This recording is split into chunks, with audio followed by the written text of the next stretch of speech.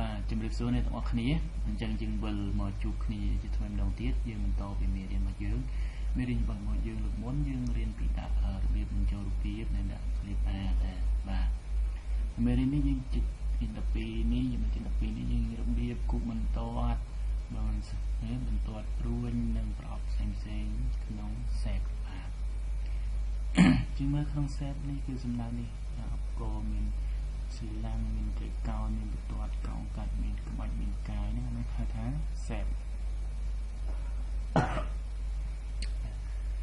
ទីមើលបងប្អូនគ្នាណាចំណុចទី11ការគូស set ផ្សេងទៅចុចលើប៊ូតុង insert ចុចលើ set ជ្រើសរើសរូបតំណាងណាមួយបាទដល់ជ្រើសរើសរូបតំណាងមួយដែលយើងបញ្ចេញតាមយើងចុច click ជាប់មករួចអុសមកដាក់លើរួចអុសតាមប្រវែងដែលយើងចង់បានតែយើងចូលទៅកម្មវិធីនឹងទាំងអស់គ្នាបាទមេរៀនសំណើចូលទៅក្នុង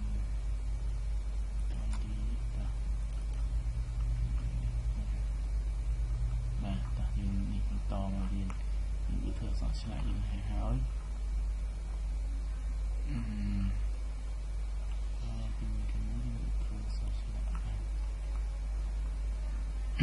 ជាចូលមកបន្តមកទៀតគឺ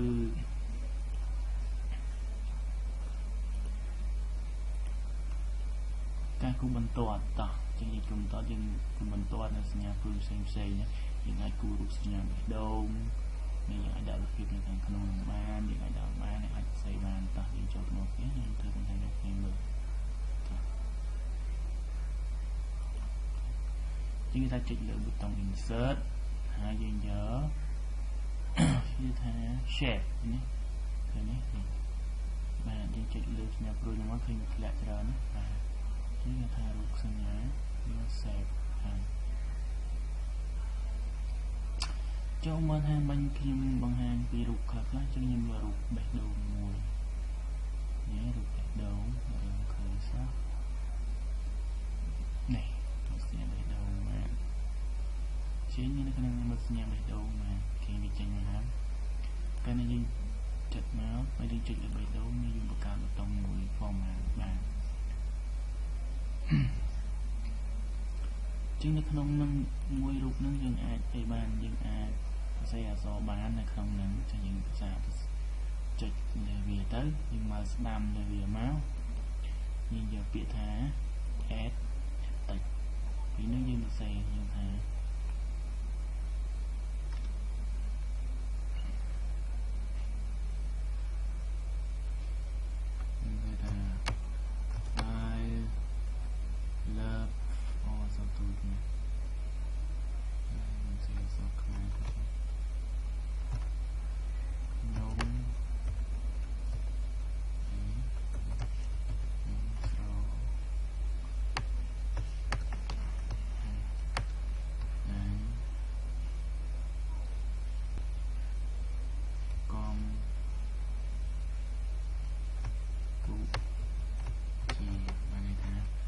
ខ្ញុំស្រឡាញ់ប្រទេសកម្ពុ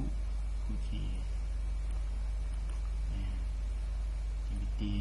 យើងអាចទាញវារៀបរួមវាបានណា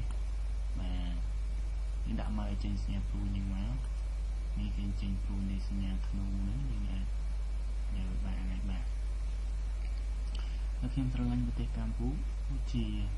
ខ្ញុំថាសាច់យើងអាចដាក់រូបចូលទៅក្នុងហ្នឹងបានអត់ណាយើងមានរូបណាមួយតមកយើងអាចសរសេរអក្សរបានតពីនេះយើងអាចដាក់រូបបានជាចូលលើ fill មកវាយើងចុចវាជាប់មកយើងដើម្បីដាក់រូបភាពក្នុងហ្នឹងដើម្បីដាក់រូបភាពក្នុង shape របស់យើងរូបរាងបេះដូងហ្នឹងមកយើងបណ្ដាញយើងចូលpicture ណាដែលរូបណាដែលយើងមានយើងបានdownloadនេះទីនេះបាទ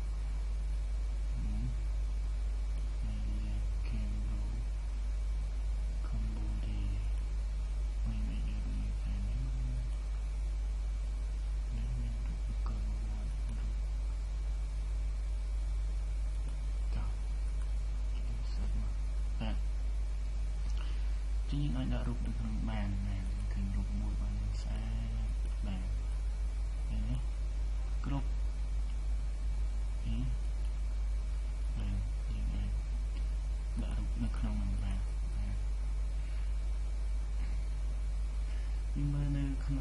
insert មកយើងនេះគឺវាមានច្រើនគ្រប់ប្រអប់ហ្នឹងគឺយើងអាចដាក់រូបបានអាចសរសេរអក្សរបានទាំងអស់តែលេខតែសារនឹងពីពីទេមានរួមឲ្យតែប្រអប់ហ្នឹងគឺយើងអាចដាក់បានប្រអប់ហ្នឹងគឺយើងអាចដាក់បានប្រអប់ហ្នឹងគឺយើងអាចដាក់បានណាយើងអាចសរសេរអក្សរបានណានេះគឺដែលយើងត្រូវមកហើយនេះចូលទៅមេរៀនរបស់យើងនេះដូចនេះថានេះអាចសរសេរអក្សរបាននឹងយើងអាចដាក់រូបបានអាចសរសេរអក្សរបានយើងអាចផ្ទៃខាងក្រោយបានបងប្អូនអរគ្នាបានជិះណារូបផ្សេងតាមរូបផ្សេងតាមរូបផ្សេងបាន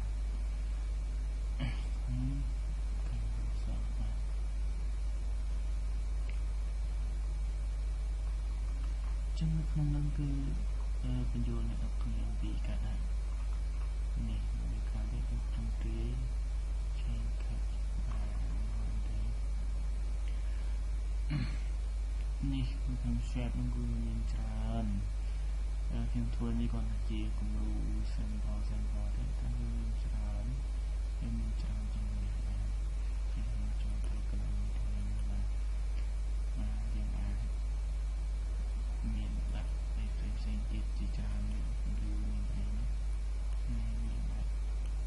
មកទៀតបាននេះ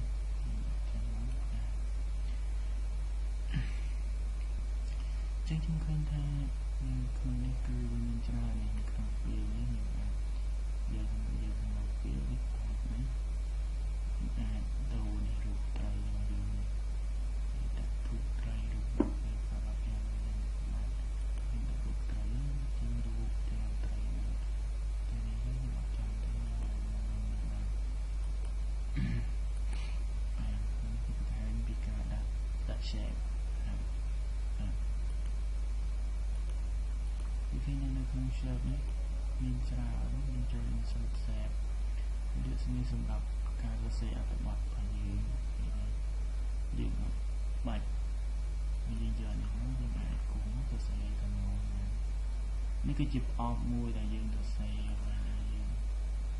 វាជាជំនួយឲ្យយើងការសរសេរប្រអប់ពេលមួយគូប្រអប់យកឆ្លើយប្រអប់មានទំនួលទីសំខាន់ណាស់បានយើងគុំមកយើងសរសេរបានណាសរសេរចូលក្នុងបាន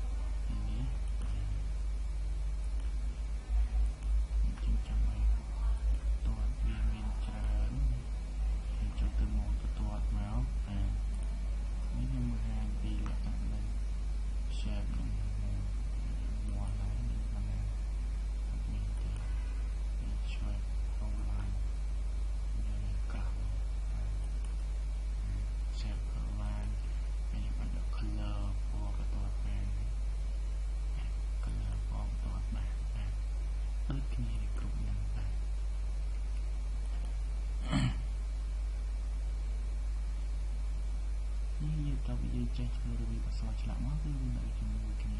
ដល់គ្នាបាទជាអាចធ្វើបានគ្រប់យ៉ាងមានព្យាយាមជើងខ្ញុំស សូមឆ្លើយពីរបៀបការពីរបៀបនៃការធ្វើមេរៀននេះអញ្ចឹងបើសិនជាអ្នកមកគ្នាឆ្ងល់មានចំណុចអីសូមធ្វើតេស្តវាបានច្រើនយើងអាចខមមិនមកខ្ញុំឬក៏អាចមានសេចក្រោមវីដេអូនេះសួរមកខ្ញុំបានបាទអញ្ចឹងខ្ញុំសូមអរគុណសូមជម្រាបលាសូមជួបគ្នានៅមេរៀនបន្តទៀតបាយបាយ